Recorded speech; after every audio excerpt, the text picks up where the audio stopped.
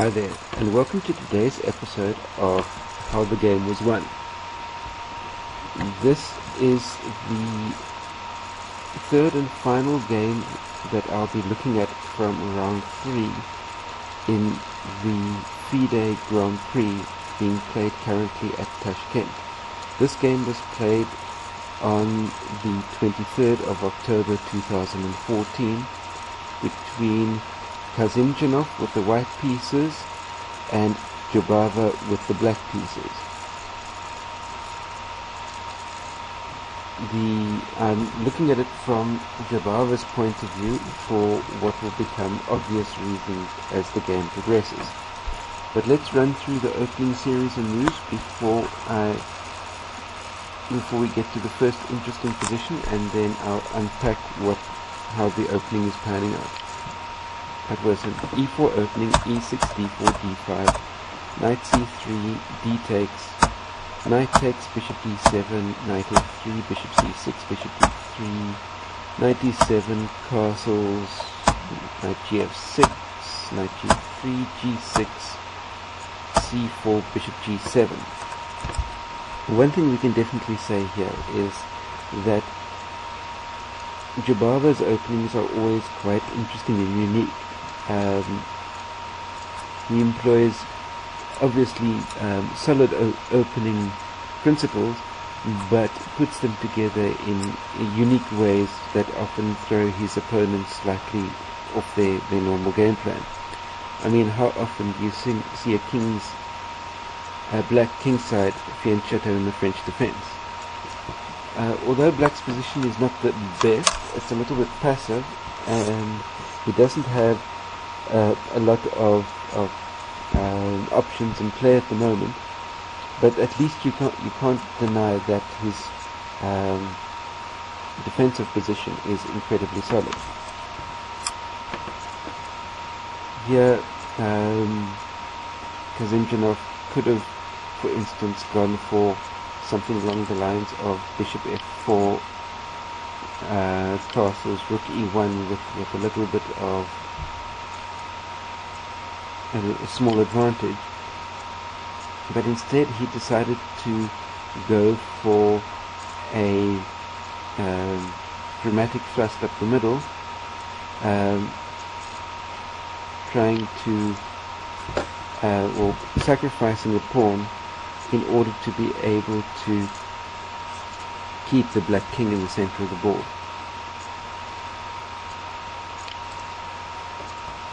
The game continued with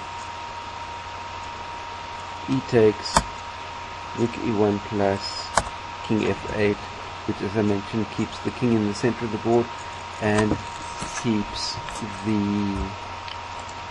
a1 rook, not a1, the h8 rook back in its corner, and will require quite a number of tempi to be able to release it out into the game.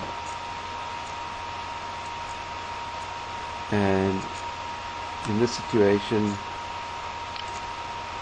right, there's takes c takes, bishop takes d5, obviously black stays the pawn up, and now it's up to white to be able to show compensation for the pawn that is given up by way of clear mobility and attacking chances, and we'll see how that pans out over the next group of moves. We've got queen c2, c6, knight g5, king g8, bishop f4, knight f8, rook ad1, queen f5, a3, rook d8, bishop d2, queen b6, bishop e3, and queen c7. Now, here we get to the next sort of major thinking spot in the game, and obviously white is needing to be able to show some sort of compensation for the pawn. The black's pieces are placed obviously in a very strange fashion, although for instance, with the knight moved out the way, he's got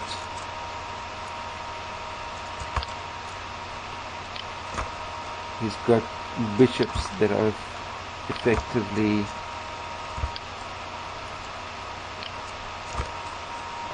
running on two diagonals, as opposed to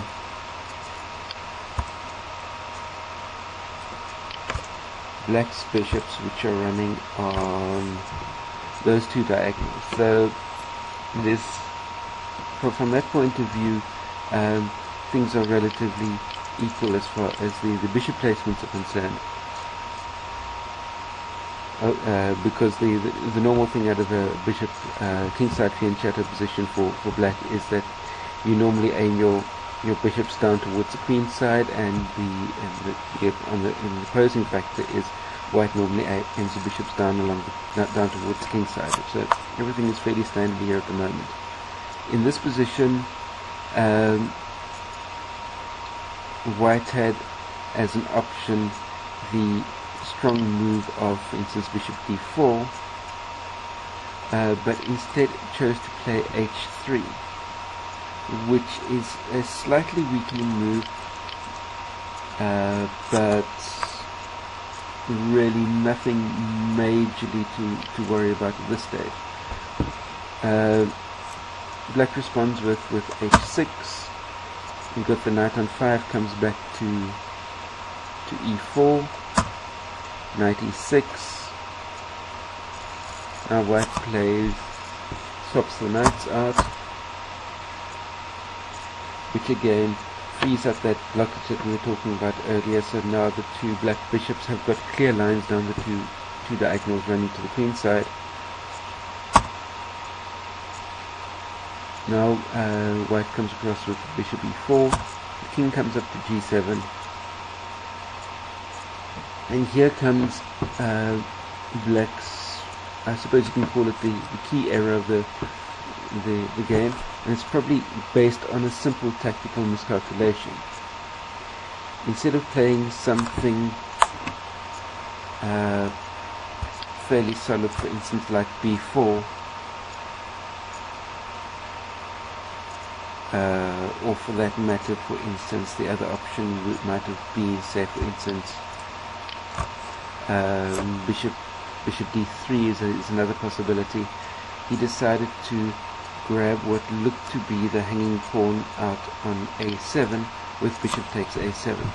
And as I said, this is all probably just the result of a tactical miscalculation, because Jobava pounces all over the move and literally sort of marauds white position in the situation. I mean, all options coming in from here are just clearly worse. So all white has to do is push the pawn to b6, and the bishop is effectively trapped. So white played bishop takes d5, knight d4 putting, and this is probably the intermediate move that Kasimdzhanov probably missed when he played bishop takes a7. Is he didn't spot this intermediate move that puts pressure onto the white queen. So we play white plays queen a4. Now we play rook takes, queen a6,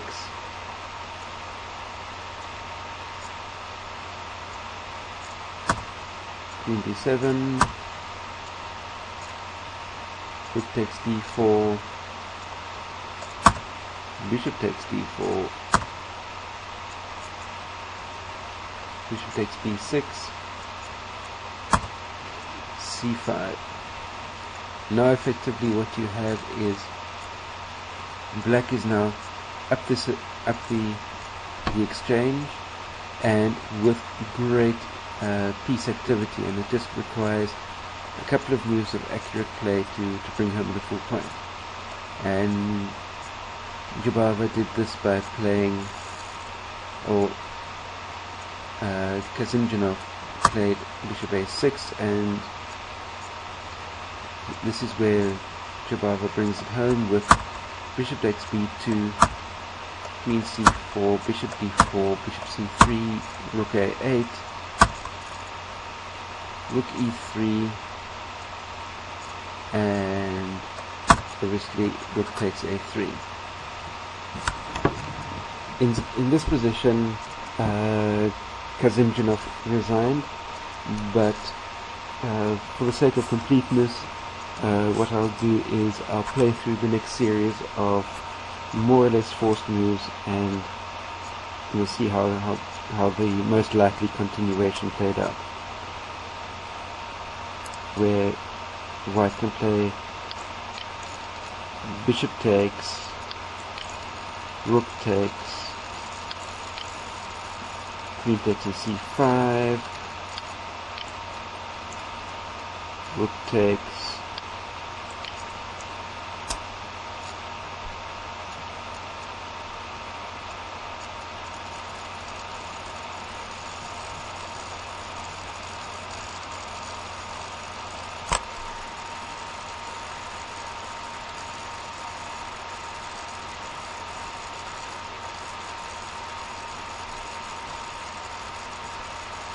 very good.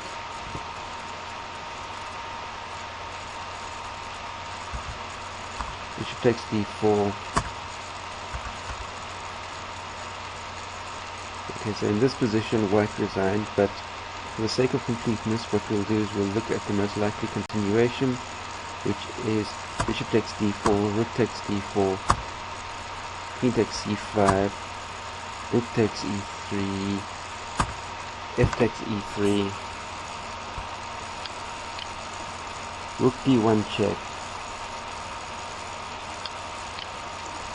knight f1,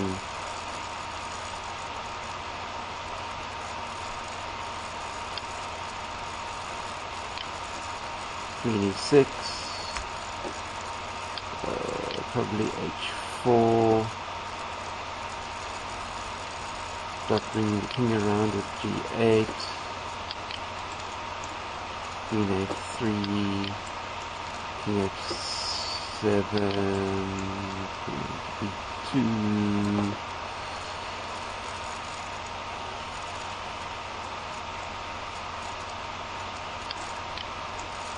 play check.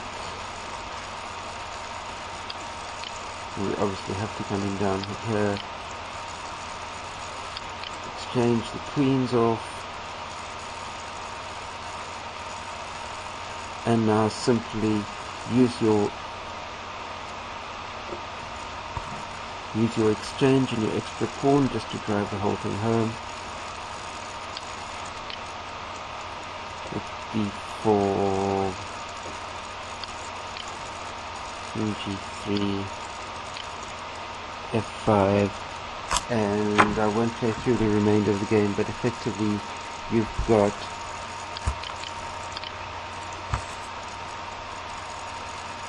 three pawns versus two pawns, and even using the exchange that you're up, it will be just a matter of clear in-game technique, and you'll generate the pass pawn running down the king's side, queen the pawn, and finish the game off. So that is how the game was won. Please post your comments and questions down below, and please remember to click the little thumbs up like button down there as well.